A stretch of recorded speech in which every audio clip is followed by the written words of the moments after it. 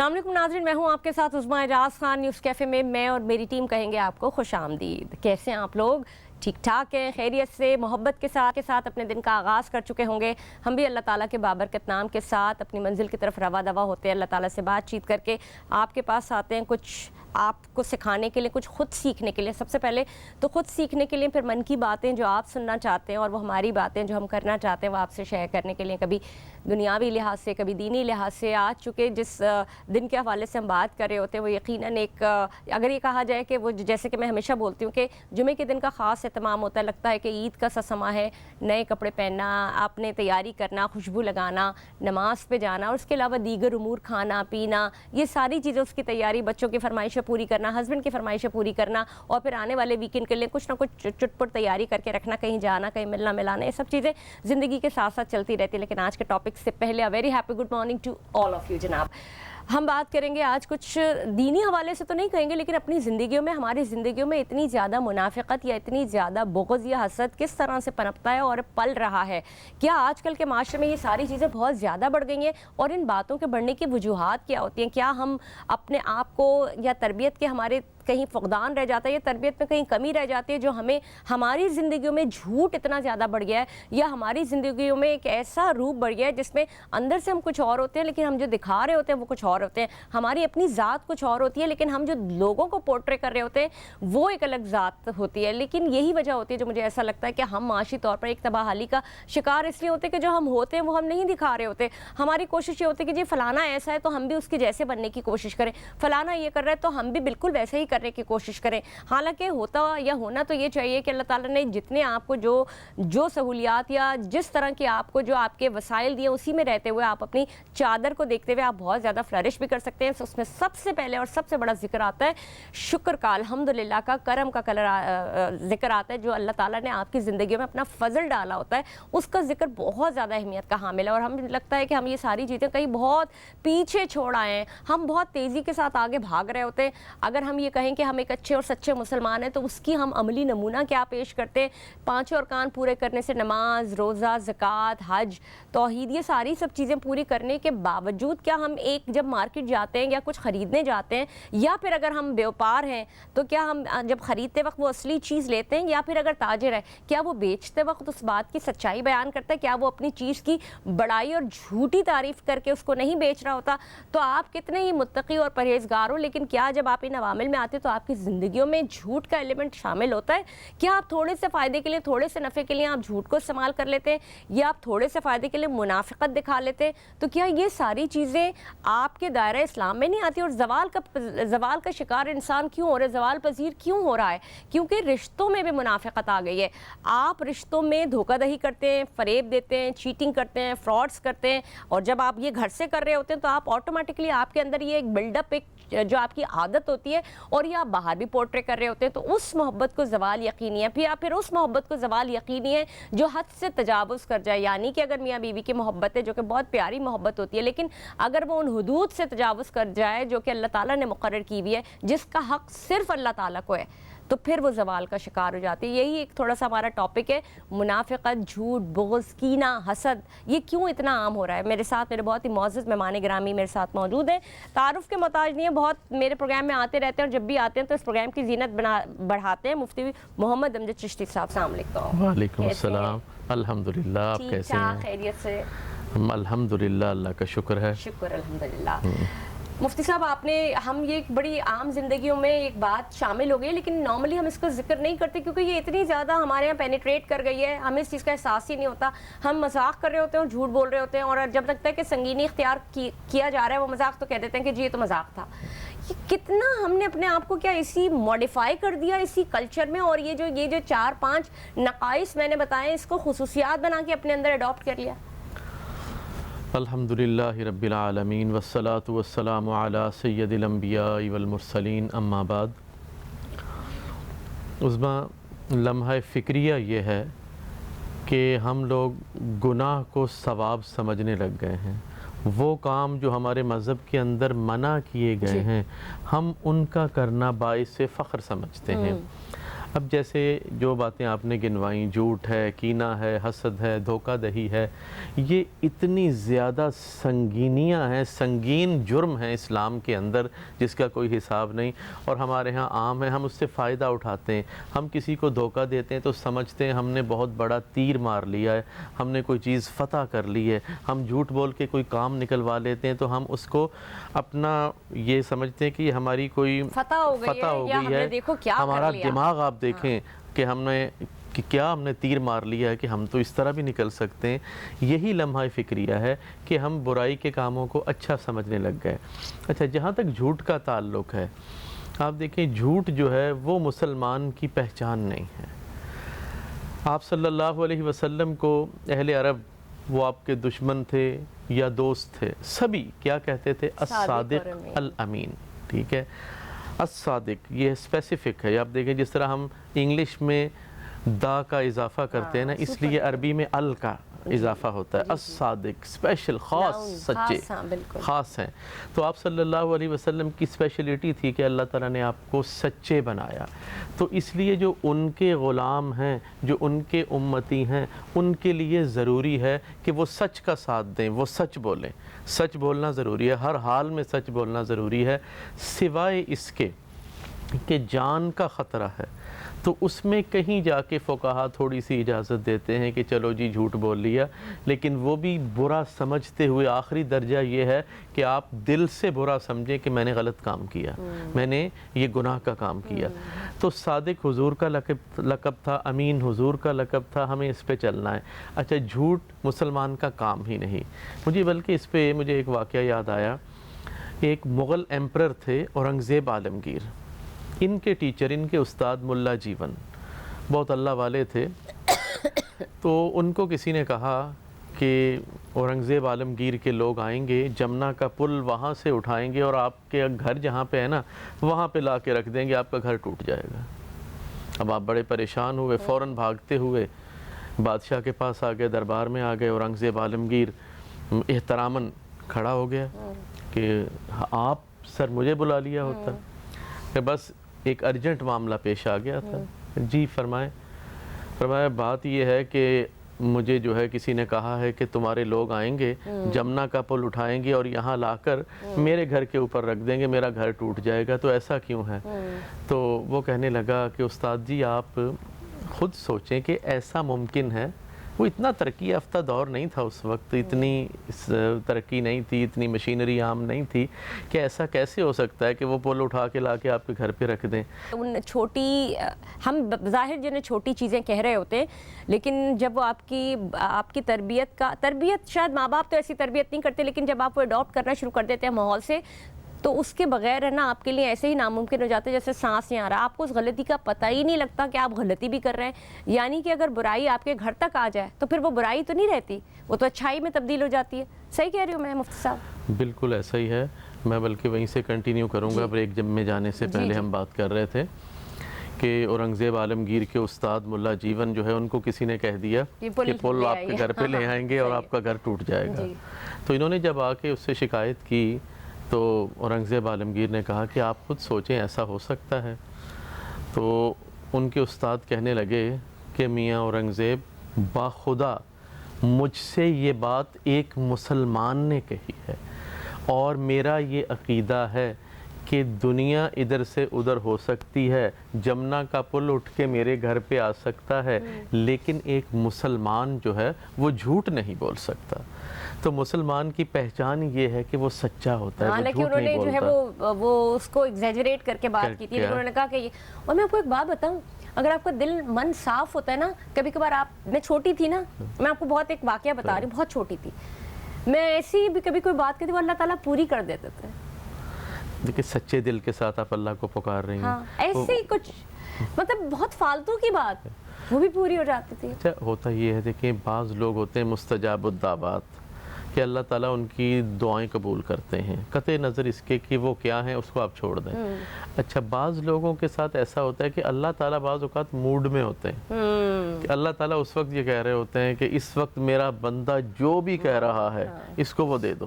اب وہ بندہ صحیح کہہ رہا ہے، غلط کہہ رہا ہے، تو وہ اللہ پاک عطا کر دیتے ہیں. اسی لیے کہتے ہیں نا کہ بہت دھیان سے دعا سوچ سمجھ کے کون سی گھڑی قبولیت کی ہو آپ بد دعا نہ دیں, آپ برا نہ کہیں. اسپیشل ماں باپ کو کہا جاتا ہے کہ آپ اولاد کے لیے بد دعا نہ کریں کہ اگر وہ قبولیت کی گھڑی ہوئی, اللہ تعالیٰ موڈ میں ہوئے تو وہ تو قبول ہو جائے گا, تو پھر بعد میں آپ روتے رہیں گے. تو اس لیے قبولیت کی گھڑی ہوتی ہے. اور بچوں کے ساتھ تو ویسے بھی اللہ کے نبی کی شفقتیں تھیں, محبتیں تھیں, اور پھر بچے واقعی جو ہے وہ کہتے ہیں نا بچے من کے سچے, وہ واقعی من کے سچے ہوتے ہیں کہ انہیں کوئی سیاست نہیں آ رہی ہوتی, انہیں کوئی نہیں پتہ ہوتا کیا دنیا ہے, انہیں یہی پتہ ہے کہ ہم نے جو کچھ بھی لینا ہے اپنے والدین سے لینا ہے, ماں باپ کو فرمائش کرنی ہے مل جائے گی. اور یہی اگر چیز انسان بڑا ہو کے اپنے مالک کے ساتھ رکھ لے کہ میں نے ہر چیز کی فرمائش اللہ سے کرنی ہے, میں نے ہر چیز اللہ سے مانگنی ہے, بس مجھے اگر کوئی دینے والا ہے تو وہ اللہ ہے, تو میں کہتا ہوں بہت ساری مشکلیں آسان ہو جائیں گی. اچھا یہ تو چلے ہمارا ایک وہ ہو گیا. اب بتائیں گے مجھے کہ یہ ہم جس ماحول میں رہ رہے ہیں, جو آج کل ہم جس میں انسانوں کو بھی اتنا قصوروار اس لیے نہیں ٹھہراؤں گی, جس معاشی پریشر میں ہے نا اور جس معاشی دباؤ میں لوگ کسی نہ کسی طریقے سے کچھ نہ کچھ فائدہ حاصل کر لیتے ہیں. اب ان کو ان کے طریقہ کار کچھ بھی ہو, تو یہ طریقہ صحیح ہے کیا؟ مطلب ان اینی کیس ہر چیز جو آپ غلط طریقے سے کر رہے ہیں وہ غلط تو ہے, لیکن یہ زد عام ہو گیا نا. وہ یہ طریقے ہم نے خود بنا لیے نا, ہم نے خود یہ سوچ لیا ہے اپنے اندر کہ اس کے بغیر یہ مسئلہ حل ہی نہیں ہو سکتا. اب دیکھیں مہنگائی کا ہم رونا روتے ہیں, لیکن ہمارے کام بھی سارے ہو رہے ہوتے ہیں. اب پیٹرول جو ہے وہ 248 پہ آ گیا ہے, تب بھی سب کی بائکیں بھی چل رہی ہیں, کاریں بھی چل رہی ہیں, ٹھیک ہے, سب کے سب کام ہو رہے ہیں. سبزیاں مہنگی ہو گئی, آلو 150 روپے ہو گئے, پھر بھی سب لے رہے ہیں, پکا رہے ہیں. اچھا یہ سارے کام ہو رہے ہیں, لیکن وہی والی بات ہے کہ ہم نے اپنے اوپر ایک حاوی کر لیا ہے کہ ہم 2 نمبر طریقے سے ہی کریں گے, ہم جھوٹ ہی بولیں گے تو ہی کام ہوگا. تو ایسا نہیں ہے, ہمیں تھوڑا سوچنا چاہیے اور ہمیں یہ چیزیں اپنے اندر سے نکالنی چاہیے. ہم رائٹ وے میں چلیں, ہم رائٹ وے میں چلیں گے, سچ کا ساتھ دیں گے, تو اس میں ہمیں ڈبل فائدہ ہوگا. ایک تو یہ کہ ہماری مشکلیں تو آسان ہوں گی, ساتھ اللہ تعالیٰ کی نصرت بھی, اللہ کی مدد بھی ہمیں حاصل ہوگی. اچھا یہاں ہم جھوٹ کی بات کر رہے ہیں, تو جھوٹ کے بارے میں تو یہ ہے کہ اللہ کے نبی نے فرمایا 3 چیزیں جس میں پائی جائیں وہ پکا منافق ہے. اچھا 3 چیزیں کیا ہیں؟ فرمایا پہلی چیز کہ جو بات بات پہ جھوٹ بولے, دوسری چیز وعدہ کرے تو پورا نہ کرے, تیسری چیز جب اس کے پاس کوئی امانت رکھوائیں تو اس میں خیانت کرے. تو اب اس چیز میں ہمیں یہ سوچ لینا چاہیے کہ اگر ہم جھوٹ بول رہے ہیں تو اس کا مطلب ہے ہم 33.3% منافق ہیں, اور اگر ہم نے ساتھ میں وعدہ خلافی بھی کر لی ہے تو اب 66.6% ہم جو ہے منافق ہو گئے. اور اگر یہ تینوں خصائل ہمارے اندر آ گئے, تینوں باتیں پائی جا رہی ہیں کہ ہم امانت میں خیانت بھی کر رہے ہیں, تو اب ہم 100% منافق ہو گئے. اور منافق کی آخرت میں سزا جو اللہ نے قرآن میں بتائی ہے وہ یہ ہے کہ انما المنافقین فی الدرک الاسفل من النار, کہ منافقین جہنم کے سب سے نیچے والے طبقے میں ہوں گے. اچھا یہ چیزیں اگر ہم یاد کریں کہ ایسا بھی ہے تو پھر ہم جو ہے بچنے کی کوشش کریں گے. اچھا بعض اوقات ایسا بھی ہے کہ دیکھیں ایک تو دین سے دوری, دوسرا پھر ایک اور چیز بھی ہوتی ہے, وہ کہتے ہیں نا پیٹ میں روٹی نہ ہو تو انسان کا نماز پڑھنے کو بھی دل نہیں چاہتا. تو حالات کچھ ہمارے اس طرح کے واقعی ہو گئے ہیں کہ اس کے اندر ہم بھی شارٹ کٹ ڈھونڈ رہے ہوتے ہیں. کوئی معافی ہو جائے گی حالات جس طرح اللہ تعالیٰ غفور الرحیم ہے, رحم کرنے والا ہے, لیکن یہ سوچتے ہوئے آپ گناہ تو نہیں کر سکتے. یہ سوچ کے نہیں, دیکھیں وہ تو اتفاقیہ ہے نا, ایک چیز اتفاقیہ ہے, ایک چیز جان بوجھ کے کرنا ہے, دونوں میں بڑا فرق ہے. اب دھوکہ دہی کے بارے میں اللہ کے نبی کا فرمان ہے جو شخص دھوکہ دیتا ہے وہ ہم میں سے ہی نہیں, کہ ایک چیز کو اپنے اس سے ہی نکال دیا, مسلم کمیونٹی سے ہی نکال دیا کہ وہ شخص مسلمان ہے ہی نہیں جو دھوکہ دیتا ہے. اب وہ مسلمان کی اس کے اندر پورا ہی نہیں اترتا, مسلمان کی جو توصیف ہے اسی میں ہی نہیں آتا, تو پھر ہمیں اس سے بچنا چاہیے جس پہ سخت وعیدیں ہیں. اچھا مجھے ایک بات بتائیں, اتنی ساری کھلا چیزیں وضاحت کے ساتھ موجود ہیں قرآن میں, تو قرآن کو مانتے ہیں, قرآن کو پڑھتے ہیں, قرآن کو عمل نہیں کرتے. اصل میں عمل اس لیے نہیں کرتے عظمیٰ کہ ہم اس پہ پڑھ تو لیتے ہیں لیکن ہم اس کو سمجھ نہیں پاتے، ہم سمجھتے نہیں ہیں۔ اچھا اس میں سب کا قصور ہے اپنی اپنی جگہ پہ، سمجھانے والوں کا بھی قصور ہے۔ مساجد کے اندر ہمارے ہاں جو خطبہ ہوتا ہے اس میں اس بیسکس پہ باتیں ہونی چاہیے، ان چیزوں پہ باتیں ہونی چاہیے۔ وہاں پہ باتیں فرقہ واریت کی ہو رہی ہوتی ہیں، وہاں پہ باتیں آپ گورنمنٹ پہ کر رہے ہوتے ہو، ٹھیک ہے۔ اچھی بات یہ نہیں ہے کہ اگر ہم جو خطبے ہوتے ہیں ہم رسول کی اتباع کو شروع کریں اور اگلے ہفتے تک کے لیے 2 چیزیں اٹھا لیں کہ یہ 2 چیزیں آپ لوگوں نے کرنی ہیں، 2 چیزیں، کوئی بھی 2 چیز رسول کی، اور پھر جب خطبہ ہو تو ٹرائی ٹو آسک دیم کہ کیا کیا کیا آپ بتائیں۔ بالکل ہونا یہ چاہیے، مساجد کا مقصد ہی یہ ہے، آپ کی گرومنگ ہونا شروع ہو۔ بالکل ماشاءاللہ آپ نے بہت زبردست بات کی کہ اصل مقاصد جو مساجد کے ہیں وہ ہیں یہ کہ آپ وہاں پہ جمع ہو رہے ہیں، آپ کی تربیت کی جائے۔ ایک بندہ جو علم میں زیادہ ہے وہ آپ کی تربیت کرے، آپ سے پوچھے، فیڈ بیک لے پورے ہفتے کا کہ آپ نے پورے ہفتے کے اندر کیا کیا، آپ کو جو باتیں بتائی تھی اس پر عمل کتنے % رہا۔ بچوں سے پوچھا جائے، انہیں نماز پڑھنے کا طریقہ بتایا جائے، انہیں نماز کی سنتیں بتائی جائیں، وضو کی سنتیں بتائی جائیں، اس کا ثواب بتایا جائے، والدین کی خدمت کے بارے میں بتایا جائے، دوسروں کے کام آنے کے بارے میں بتایا جائے، پھر فیڈ بیک لیں۔ کہا جائے کہ اگر تم نے کوئی غلطیاں کی ہے تو وہ اگلے ہفتے پرچے پہ لکھ کے لانا، اور یہ کہ رات کو مطلب ایک پریکٹس ہوتی ہے نا، آپ ریاض کرائیں، رات کو سونے سے پہلے اپنا محاسبہ کرو، ٹرائی ٹو ڈو دس، یہ چیزیں۔ تو یہ جو جتنی بھی ہماری تربیت گاہیں ہیں مساجد کے حوالے سے بات کرتے ہیں کتنا ان کا اس کو تربیت کا حصہ بن سکتی ہیں۔ اور مرد، مجھے لگتا ہے کہ ظاہر ہے مرد کو اللہ تعالیٰ نے بریڈ اینڈ بٹر کرنے والا بنایا ہے، اور مرد سے بہت زیادہ تربیت کا عنصر شامل ہوتا ہے معاشرے میں۔ اس کی ریزن یہ ہوتی ہے کہ وہ گھر سے جاتا ہے، کما کے لے کے آتا ہے، گھر میں اس کا ایک روب ہوتا ہے، ایک دبدبہ ہوتا ہے، اور پھر وہ اس کو جیسے چاہتا ہے اس طرح سے چلاتا ہے۔ اگر گھر میں کوئی غلط بھی ہو رہا ہے تو اس کی سرزنش کرتا ہے، اور کرنی چاہیے ہے، بجائے اس کے کہ ہاں جو ہو رہا ہے وہ ٹھیک ہو رہا ہے۔ تو یہ پوچھا جائے گا، یہ اللہ تعالیٰ پوچھیں گے کہ ہم نے آپ کو یہ ذمہ داری دی تھی، تم نے کیا کیا؟ بیوی بچوں کی ذمہ داری تھی، ان کو دین پہ آپ نے چلایا، ان کو معاشرے میں رہنا سکھایا، ان کو اچھائی برائی کے بارے میں آپ نے تربیت کی، رزق حلال لا کے دیا، رزق حلال کمانے کی تلقین آپ نے کی، آپ نے گھر والوں کو سمجھایا۔ یہ ساری باتیں اللہ نے نبی کریم صلی اللہ پوچھنی علیہ وسلم ہیں۔ کی تو اپنی زندگی میں جو ان کے ازواج تھی ماشاءاللہ کہیں پہ ہم نے کوئی چیز ایسی نہیں سنی، لیکن یہ بہت چھوٹی بات ہے۔ سب سے پہلا رشتہ میاں اور بیوی کا ہے، اس رشتے میں ہی منافقت ہے، اس رشتے میں ہی حسد ہے، اس رشتے میں ہی کینہ ہے، اس رشتے میں ہی جھوٹ ہے، تو کیا اس کی سوال جواب نہیں ہوگا؟ بالکل ہوگا، بلکہ سب سے پہلے ہوگا۔ یہ بہت اہم رشتہ ہے، اور اس کی اہمیت سرکار دو عالم صلی اللہ علیہ وسلم نے اپنی خانگی زندگی سے بتلائی۔ آپ کی ساری ازدواجی زندگی ہمارے سامنے ہے۔ آپ صلی اللہ علیہ وسلم کی جو کم و بیش 11 یا 12 ازواج مطہرات تھیں وہ اسی لیے تھیں کہ آپ کے زندگی کا ہر پہلو ہمارے سامنے آئے، اجاگر ہو، تاکہ ہم اس پہ عمل کر سکیں کہ ایسا موقع پیش آیا تو آپ نے ایسا کیا، اور دین کھل کے بیان کیا گیا ہے۔ اس میں کوئی کسی قسم کا جو ہے وہ اسے ڈھانپا نہیں گیا، اسے چھپایا نہیں گیا، اسے کچھ سیکرٹ نہیں رکھا گیا، سب کچھ کہتے ہیں شرع میں شرم نہیں، ہر چیز سامنے رکھ دی گئی ہے کہ یہ اس طرح سے آپ نے چلنا ہے۔ اس کے بعد بھی ہم نہ چلیں تو اس میں ہمارا قصور ہے، اور یہ رشتہ اتنا اہم ہے کہ اس میں تو منافقت ہونی ہی نہیں چاہیے، کیونکہ آپ کو اپنے والدین کے بعد، ایک عورت کی آپ مثال لیں کہ اس کو اپنے والدین کے بعد سب سے زیادہ اگر کسی پہ اعتماد ہے، یا سب سے زیادہ کوئی ایسا مسیحا یا ایسا شخص جسے وہ اپنا سپر ہیرو سمجھتی ہے، تو وہ اس کا ہسبینڈ ہے۔ اب وہ ہسبینڈ ہی جب اس کے ساتھ صحیح نہیں رہے گا تو وہ بیچاری کیا کرے گی؟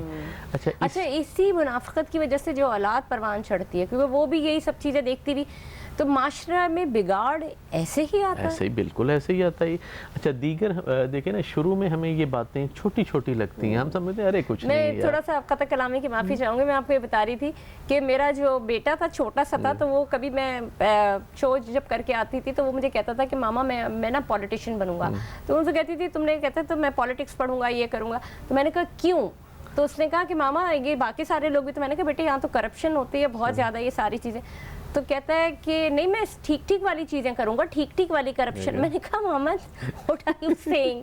جنہیں ہم چھوٹی برائیاں کہتے ہیں، لوگوں نے حرف عام میں اس کا مفہوم ہی لے لیا، اور اس کو وہ برائی کو برائی سمجھتے ہی نہیں۔ تو ہم بات کر رہے تھے مفتی صاحب، جو میں آپ سے بات کر رہی تھی، ایک ہوتا ہے حسد، ایک رشک، ایک حسرت، یہ تینوں چیزیں کبھی کبھار اتنی خطرناک ہو جاتی ہیں. فرق کیا ہے، کبھی کبھار ہم کسی کی بہت اچھی چیز دیکھیں تو ہم اس کو، ہمیں پیار بھی آتا ہے اور ہم اس کے لیے دعا کرتے ہیں اور کوشش یہ کرتے ہیں. جیسے میں اگر کہیں جاؤں، نماز کا وقت ہو جائے، نماز پڑھتے تو میری یہ کوشش ہوتی ہے میں جس کے گھر میں مصلی پہ بیٹھی ہوں اس کے گھر کے لیے دعا کروں جس جگہ پہ.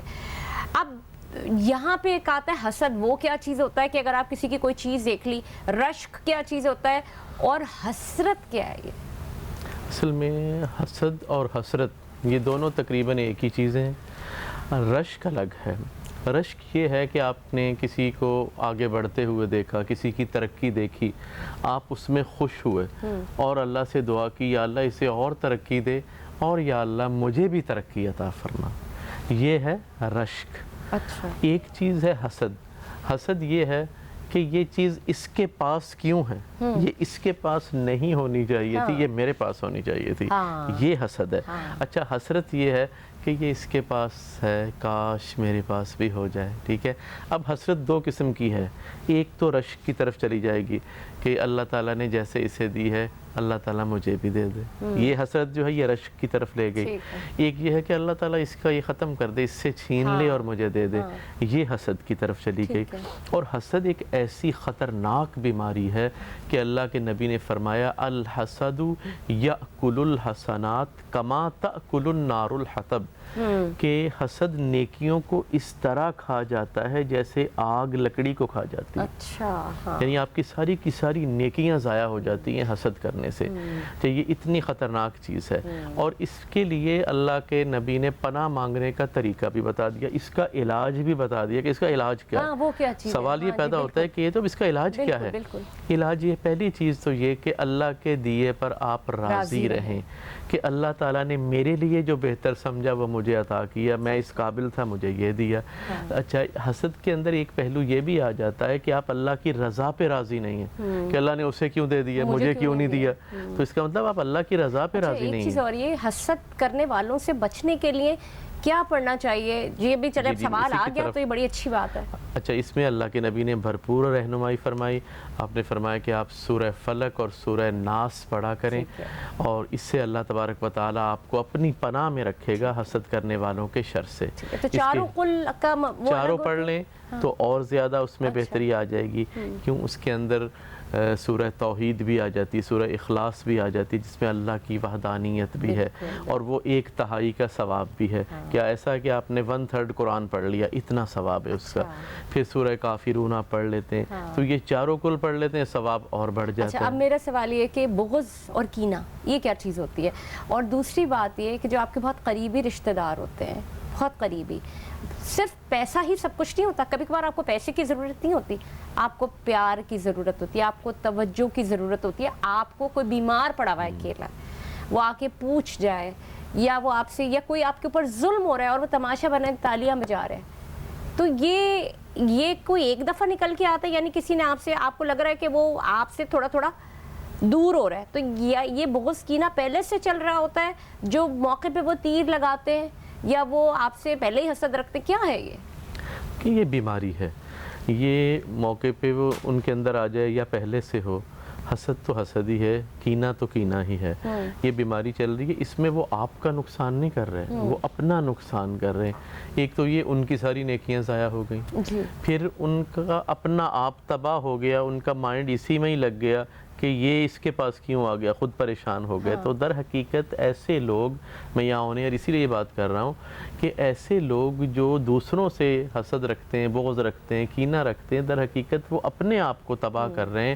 مینٹلی بھی اپنے آپ کو تباہ کر رہے ہیں، فزیکلی بھی تباہ کر رہے ہیں، اور اللہ تعالیٰ کے حضور بھی وہ برے بن رہے ہیں. اچھا، جس سے حسد کیا جا رہا ہے، اللہ تعالیٰ کا یہ قانون ہے کہ اگر جو ہے آپ کسی سے حسد کرتے ہیں، کسی کو برا کہتے ہیں، یا کسی کو آپ جو ہے وہ چیز اس کے اوپر الزام لگاتے ہیں جو اس کے اندر نہیں ہے، یا اس کی غیبت کرتے ہیں، تو اللہ تعالیٰ آپ کی نیکیاں اٹھائے گا اور اس کے نامہ اعمال میں بھر دے گا. چونکہ وقت ختم ہو گیا، لیکن ایک آخری سوال یہ جاننا چاہوں گی کہ یہ تو ساری چیزیں اپنی جگہ ہے، لیکن آپ کچھ لوگوں سے مشورہ امانتاً بھی کرتے ہیں. صحیح. اور کیا وہ اگر جان کر کے وہی سوچیں کہ یہ کر دوں میں، تو یہ میری یہ خراب. تو یہ امانت میں خیانت ہو گئی نا. اچھا یہ بھی منافقت میں آ گئی. ابھی جیسے ابتدا میں ہم بات کر رہے تھے کہ 3 نشانیاں اللہ کے نبی نے بتا دی کہ امانت میں خیانت، وعدہ خلافی اور جھوٹ. یہ تینوں چیزیں جس میں پائی جائے وہ سمجھ لے کہ وہ پکا پھر منافق کیا وہ ہے. اپنا ہے جسے جو سو کالڈ ہم اپنے رشتہ دار کہتے ہیں قریبی، وہ اپنے ہوتے ہیں اگر وہ یہ سب کرتے ہیں؟ دیکھیں اپنے تو وہ ہیں لیے وقتی طور پہ، لیکن اگر بیماری بھی تو انسان کو آتی ہے نا. اگر کوئی کسی بیماری میں مبتلا ہو جائے تو اس کا یہ مطلب نہیں ہے کہ ہم جو ہے اسے چھوڑ دیں گے، اسے نکال کے پھینک دیں گے. تو اپنے تو ہیں. یہ ہے کہ ان کا علاج ہے وہ اللہ سے دعا کی جائے کہ یا اللہ، اور مطلب کہیں موقع ملے تو اچھے طریقے سے انہیں کہہ بھی دینا چاہیے کہ آپ تھوڑا احتیاط کر لیں. ٹھیک ہے ٹھیک ہے ٹھیک ہے. بہت بہت شکریہ، بہت شکریہ آپ کا میرے ساتھ موجود تھے ششی محمد امجد صاحب. بہت ہی سیر حاصل گفتگو ہم نے کی اور اپنے ناظرین تک وہ بھی پہنچایا. پروگرام میں اب تک کے لیے اتنا ہی. مجھے دیجیے اجازت. میں ہوں آپ کے ساتھ عظمیٰ اعجاز خان.